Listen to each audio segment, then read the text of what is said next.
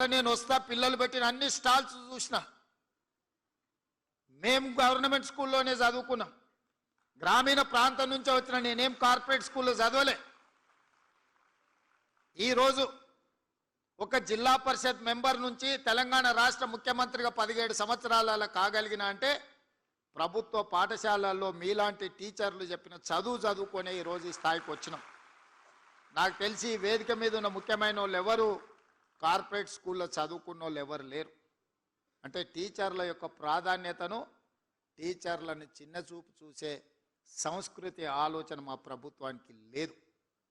అదేవిధంగా మనందరం కూడా విశ్లేషించుకోవాలి. మనం ఎక్కడున్నాం, మనం ఎక్కడికి వెళ్ళాలి.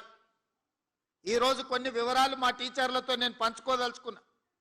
తెలంగాణ రాష్ట్రంలో దాదాపుగా 27,000 ప్రభుత్వ పాఠశాలలు ఉన్నాయి. ప్రభుత్వ పాఠశాలల్లో 24 లక్షల మంది స్టూడెంట్స్ చదువుకుంటున్నారు.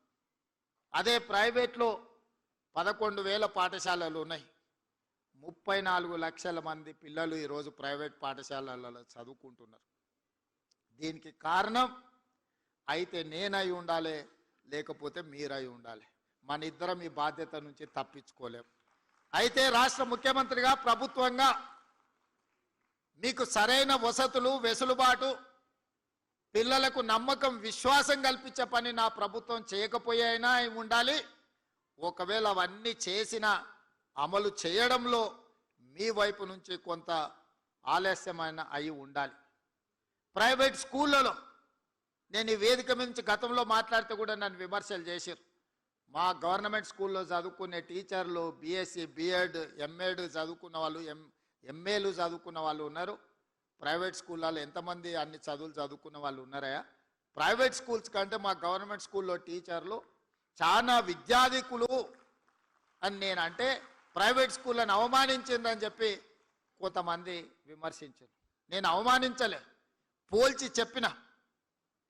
ఈరోజు కూడా నేను సూచన ఒక్కటే, ప్రైవేట్ స్కూల్స్ కంటే మా గవర్నమెంట్ స్కూల్లో ఉన్న టీచర్లు అత్యధికంగా విద్యాధికులు, బాగా చదువుకున్న వాళ్ళు, సమాజం పట్ల అవగాహన ఉన్నవాళ్ళు.